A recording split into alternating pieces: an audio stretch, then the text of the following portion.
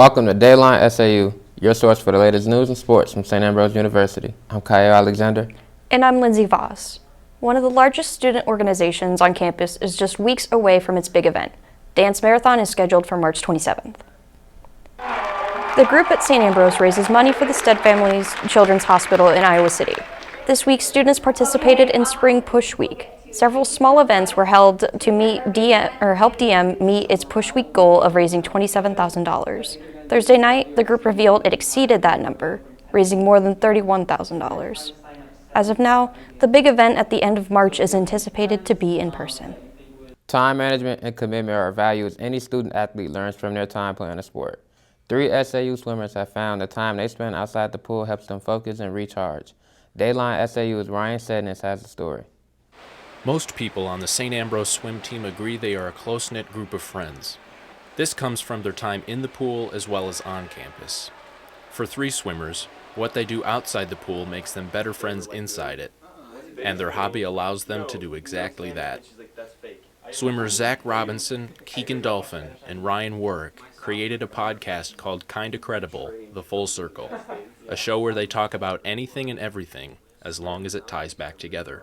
We wouldn't be doing this if we weren't having fun with it, and it's honestly such a great moment for us to come in here, record, and just kind of talk and get to know each other. Like we're all good friends. We talk to people that we know pretty well, but we learn things about each other even though we've known each other for years now. Each guest offers something different to the podcast, which adds to the close-knit bond they have. They've realized how interesting conversations can truly be. I've honestly enjoyed a lot of the conversations that we've been able to have, and kind of the uniqueness of each individual that we have on the podcast and what that brings to our trio's dynamic. All 3 friends come from the greater Des Moines area. Each of them have different majors but enjoy an opportunity offered to many communication majors. Junior Zach Robinson mentions the multiple things they've learned and the benefits that come with them.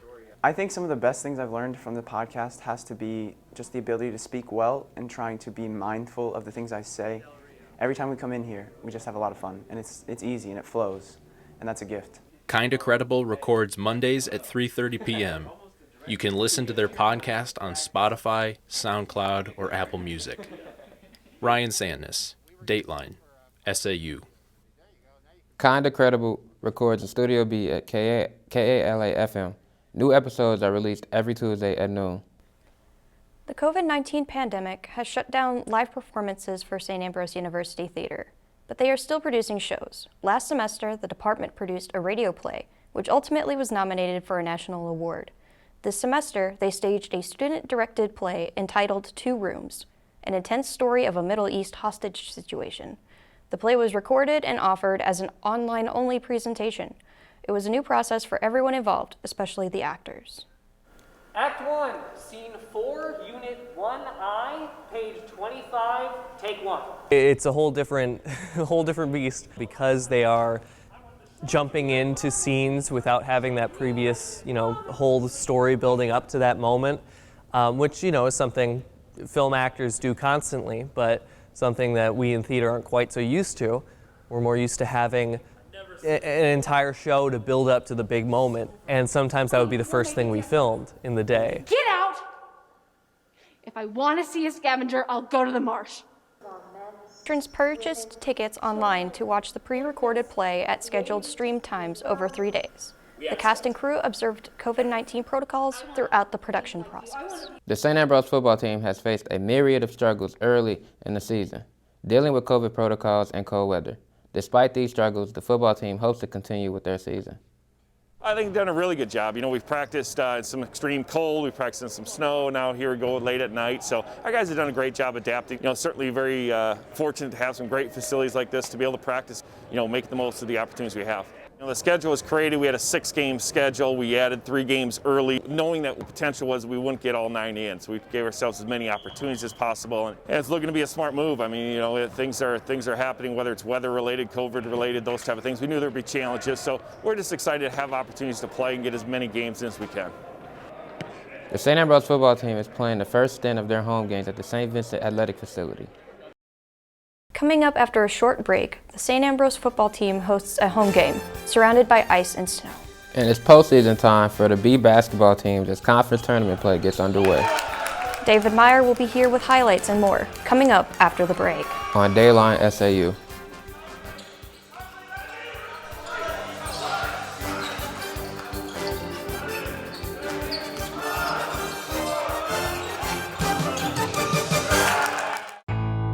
We're more than a radio station. We're your neighbors, investing time in our community. We're mentors, guiding the next generation of broadcasters. We're supporters of veterans, partners with social service agencies, and investigators of history.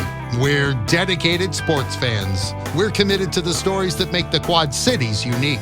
We are KALA Radio, 88.5 FM, 106.1 FM. Turn it on, turn it up.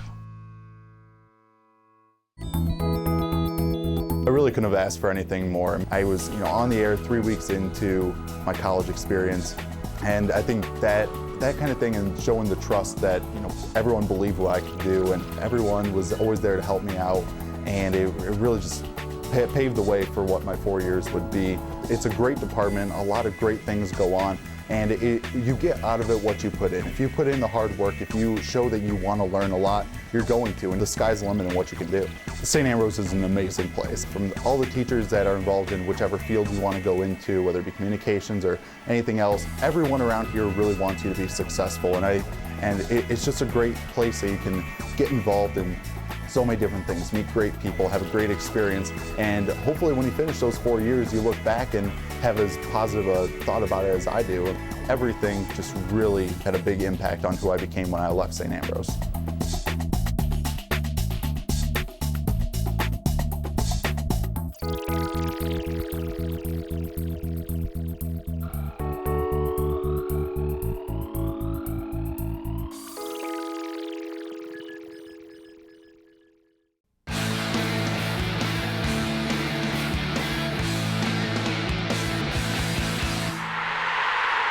The Fighting Bee football home opener was originally scheduled to happen February 12th. Harsh winter weather moved it to Tuesday, February 16th, then again to Saturday. The weather was better, but not by much. The field was lined by huge piles of snow, and it snowed, or rained, through much of the contest. But the visiting Saints from St. Francis, Illinois didn't mind.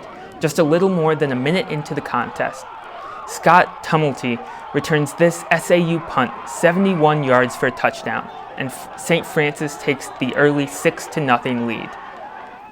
The BD stepped up big in the second quarter.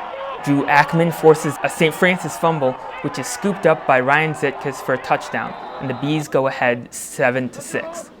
We go to the fourth quarter. It's Bees' John Beckendorf to Blake Whitman for this nice touchdown catch to extend the lead to 14-6. Time is starting to run out for the Saints, and the Bee defense forces another St. Francis turnover, one of 6 on the day, as St. Ambrose goes on to win this one 14-6. Senior defensive lineman Ryan Zitkus was named the MSFA Defensive Player of the Week for his efforts, which included 9 tackles, a sack, and a fumble return for a touchdown. St. Ambrose has the week off before they return to the St. Vincent Field on March 6th to host Olivet Nazarene. While the delayed football season is just getting underway, basketball is in its postseason, with both the men's and women's team hosting first-round games in the Chicagoland Collegiate Athletic Conference tournament. After a slow start, it didn't take long for the Bees to hit their stride versus Calumet St. Joseph. Here it's John Kerr with the moves, and the Bees go up 5. A bit later, it's Michael Williams' turn. This nice left-hander extends the lead to 10. The Bees keep at it. They're pushing the pace, and we've seen this a lot this season as Ben Scholes drains the 3, and the lead has grown to 18. And you've got to like this effort. Will Spriggs crashes the board and scores on this nice tip, and the Bees cruise in this one. All 15 Bees in uniform saw playing time, with 13 of them scoring. St. Ambrose also dominated the Crimson Wave on the boards, out-rebounding their opponent by a huge margin as the Bees move on to the quarterfinals. The Bees hosted Indiana Northwest Thursday in the quarterfinals. It was close at first. This Michael Williams and one ties the score at 9. But the Redhawks always had an answer. This fast break at the end of the half was indicative of the night. Bees down by 16 at the half. Trailing by as many as 25, St. Ambrose tries to mount a comeback. Kyle Ward gets it going with a pair of threes, and momentum seems to shift. And when John Kerr pulls up for a three of his own, the Bees have cut the deficit to 14. But that was as close as it would get as the Redhawks shot at a 62% clip in the second half to keep the Bees at bay. Senior John Kerr led the way with a 24-point performance. Michael Williams and Kyle Rohr, also seniors, scored in double figures as well. The Bees will now wait to see how things shake out to see if they can grab one of the 3 CCAC automatic berths to the national tournament. The St. Ambrose women also hosted a first-round CCAC tournament game, taking on the Holy Cross Saints in a physical contest. With 3 core players sitting out due to COVID-19 precautions, it was time for the bench to step up. Sarah Goldensoft did her part with 8 points and 9 rebounds. This bucket puts the Bees up by 5 early in the game. Then it was Mel Stewart's turn. The Bees run the court well, and the sophomore guard puts the finish on the drive, pushing the lead to 8. The Saints stay close in the second half. Here, Kylie Robleski fights through the foul to earn a much-needed and one to keep Holy Cross at bay. Next, it's Amanda Plummer driving all the way to the basket, and the Bees advance with a 56-52 win.